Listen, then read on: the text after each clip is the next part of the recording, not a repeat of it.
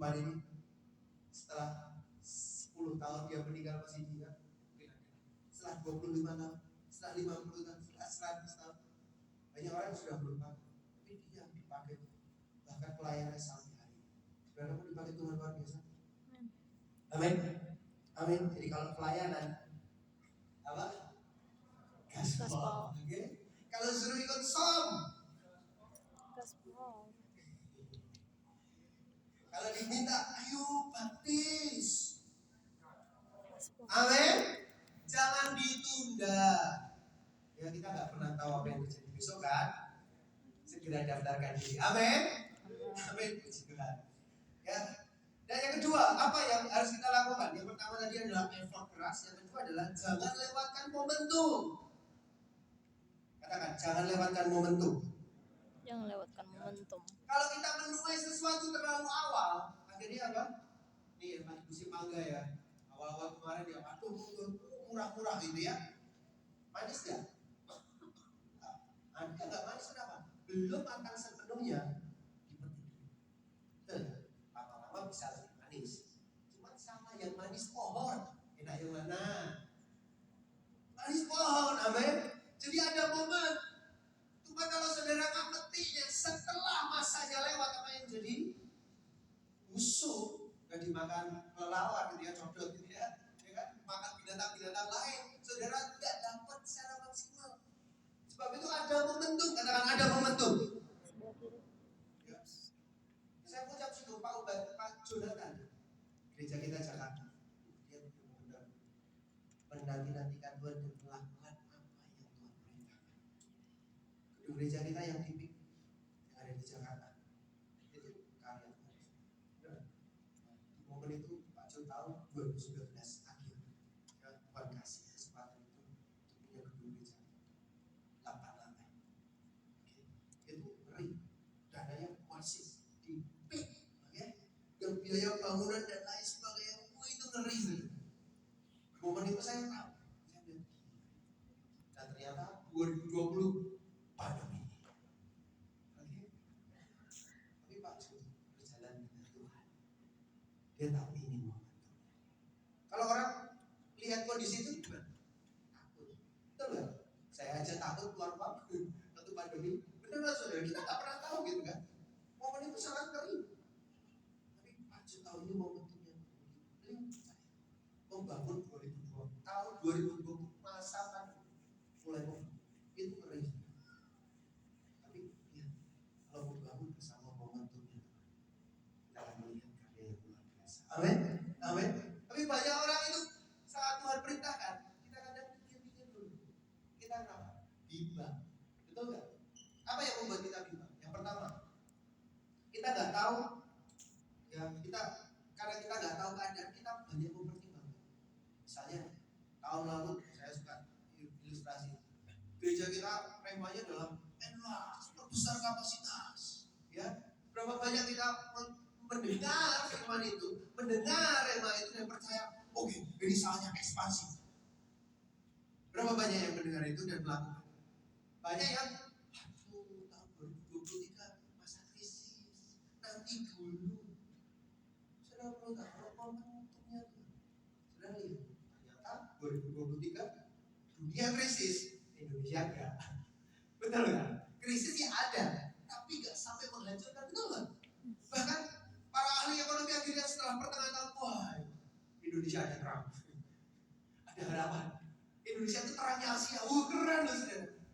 Coba saudara percaya sejak awal, apa itu? Nggak tahu saudara. Tapi ada orang-orang yang, nggak bisa, tunggu angin dulu gitu ya. Akhirnya apa? Saudara ketinggalan momentum. Jangan bimbang kalau ikut Tuhan. Amin. Pengkhotbah 11 ayat 4 berkata, siapa senantiasa memperhatikan angin tidak akan menabur, dan siapa yang senantiasa melihat awan tidak akan menuai. Yang dimaksudkan apa? Melihat angin boleh nggak saat menabur? Iya boleh. Maksudnya apa sih? Kalau saudara menabur, kalau anginnya kencang, apa yang jadi? Kabur lah tempatnya. Betul nggak? Tidak sesuai pada tempatnya. Saudara memperhatikan boleh nggak? Boleh. Mau berinvestasi pikirkan dulu, pertimbangkan dulu. Tapi jangan lupa, bukan saat saudara mengerti arah angin, ya kan? Sehingga saat saudara menabur ini diberkati. membuat tabungan saudara diberkati adalah kita punya Tuhan yang memberkati kita. Amin. Jadi jangan lihat kondisinya bagus enggak, kondisinya oke enggak. Pandemi 2023 tahunnya gelap, gitu kan? Angin berkata gelap. Tapi orang yang mengandalkan Tuhan akan terima berkat yang luar biasa. Bahkan di tahun ini, kemarin saya catat, temanya apa? Inilah waktunya anak-anak Allah dinyatakan. Ini manifestasi anak-anak Allah. Maksudnya, kan ada dari saudara yang selama ini bersembunyi karena takut. Kalau aku gak mampu gimana? Kalau aku gak cukup kuat gimana? Pertanyaannya coba gimana kalau ini momennya saudara? Gimana kalau Tuhan memberkati setiap langkah? Bagaimana Tuhan memberkati setiap keputusan? Gimana? Betul gak? Percaya. Inilah saatnya saudara dinyatakan. Sebab itu jangan bersembunyi lagi. Ini waktunya saudara maju. Ini waktunya saudara bangkit. Ini waktunya saudara dipakai Tuhan terbang tinggi. Amin. Amin. Berikan kemuliaan buat Tuhan kita. Amin saudara. Ini karena mulai malam mulai ngantuk. Enggak ya? Amin. Semuanya masih semangat. Amin. Amin. Poin saya tinggal 2. Oke. Siap di bawah Tuhan terbang tinggi. Siap. Siap gaspol. Amin. Yang kedua, apa yang membuat kita kadang-kadang ragu? Ya, pernah mengalami kegagalan. Ya. Siapa dari Bapak Ibu Saudara di sini nggak bisa naik sepeda boleh angkat tangan? Gak apa-apa musuhnya. Ya. Tapi saya lucunya loh saudara, saya tuh punya teman. Ya, bisa naik mobil, bisa naik motor, tapi nggak bisa naik sepeda. Dan gimana? Kan logikanya, ya naik sepeda dulu baru naik motor, betul?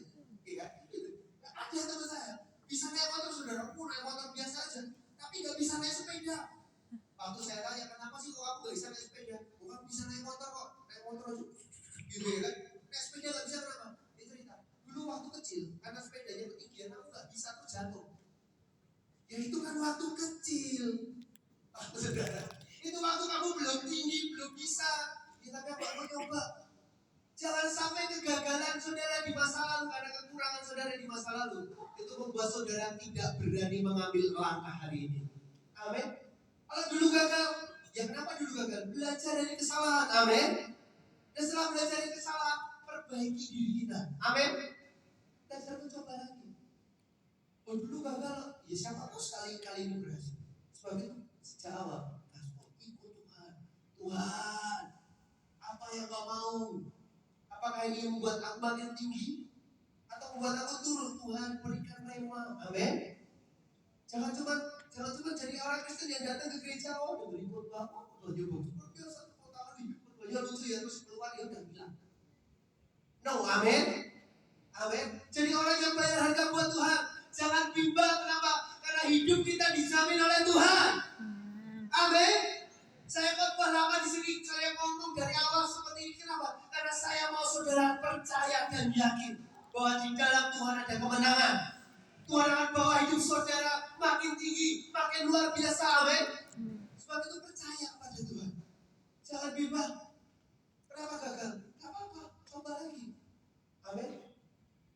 Kalau para ahli-ahli sains zaman itu, mereka gagal dan berhenti. Kita khotbah ini masih pakai lampu lilin, teplok gitu ya. Itu menyebabkan kebakaran. Betul enggak? Iya enggak? Iya kenapa? Karena misalnya Thomas Alva Edison, dia gagal 1 kali, 2 kali, aduh gagal, dia nggak bisa bikin lampu. Nggak ada lampu yang indah seperti ini, betul loh. Thomas Alva Edison gagal berapa kali? 5.000 kali. 5.000 kali lebih. Dan dia gagal tapi dia tidak berhenti. Itu yang membuat sukses. Kalau saudara gagal, gagal itu nggak apa-apa. Amin. Kasih tawaran lagi. Gagal itu nggak apa-apa. Gagal itu nggak apa-apa di. Ya, tapi jangan gagal terus. Amin. Belajar dari kesalahan. Saya punya ilustrasi tentang orang bodoh, pintar, dan orang berhebat. Ya, orang pertama adalah orang bodoh. Orang bodoh itu orang yang jatuh di dalam lubang dan dia mengulangi lewat jalan yang sama. Dia jatuh lagi lewat. Minggu depannya lewat lagi, jatuh lagi. Itu orang. Ya, yang kedua adalah orang pintar. Orang pintar itu apa? itu jatuh di dalam lubang, dia belajar dari kesalahan. Oke, dan yang ketiga adalah orang berhikmat. Itu apa ya? Ini orang berhikmat adalah orang yang punya toko di depan lubang. Jadi dia tidak perlu nyemplung ke lubang, dia lihat orang jatuh dan dia belajar dari kesalahan. Amin. Kalau itu sebab itu saudara alami kegagalan, nggak apa-apa. Amin. Katakan nggak apa-apa, gagal. Nggak apa-apa gagal. Amin. Kenapa? Karena masa depan kita dipegang tangan Tuhan. Dan itu adalah masa depan yang kilat gemilang. Amin. Soal itu jangan khawatir. Kasih tahu dan kiri saudara, jangan khawatir. Main musik bisa maju ke depan. Dan yang terakhir adalah setelah kita nggak boleh terlalu banyak mikir. Kita harus belajar dari kegagalan. Dan yang ketiga apa? Mendengarkan. Kadang kita tuh mendengarkan perkataan orang lain yang tidak mendengar visi Tuhan yang Tuhan kasih. Kita salah mendengar orang. Ya. Benar nggak? Ya. Aduh orang ini ngomong gitu. Orang ini ngomong gitu. Kita ikutin itu, kita ikutin itu. Jadi salah. Dengerin orang, ya kita perlu belajar. Betul nggak? Tadi ya orang bijaksana. Nggak perlu jatuh. Kita belajar. Itu orang berhikmat. Ya, dan saya percaya saudara dan saya adalah orang-orang yang berhikmat. Amin. Ya, kita belajar dari kesalahan. Dan terus apa?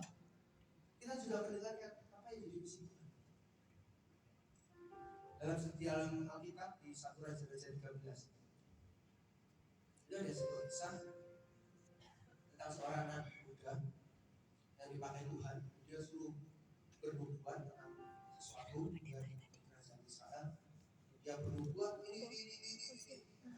Dan di momen dia sedang dia dipakai Tuhan itu sedang disuruh Tuhan berkata, setelah kamu bernubuat ke sana, kamu langsung pulang. Jangan mampir kemanapun. Ini Tuhan sendiri yang ngomong. Ternyata di situ singkat cerita ada seorang nabi tua. Dan nabi tua ini mendengar, wih, itu nabi muda itu dipakai Tuhan. Wah, aku mau undang dia ke rumahku. Apa yang jadi? Akhirnya nabi tua ini datang, ya kan? Kita tanya anaknya, itu nabi muda itu lewat mana pulangnya? Aku mau undang dia. Akhirnya nabi tua ini datang dan ketemu sama nabi muda ini. Berkata, kamu kan yang dipakai Tuhan itu kan?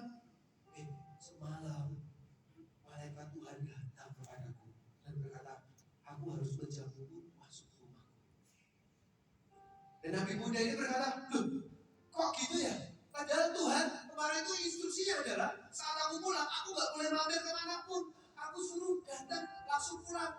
Ya, setelah aku pelayanan, aku langsung suruh pulang. Nabi tua berkata, tapi malaikat Tuhan datang loh sama aku. Barusan ini semalam. Ternyata dia berbohong. Apa yang jadi? Nabi muda ini mempertimbangkan, ya mungkin dia tua, ya, lebih pengalaman ya. Kemudian dengerin aja. Akhirnya dia ikutin, dia makan bersama di rumahnya Nabi tua itu.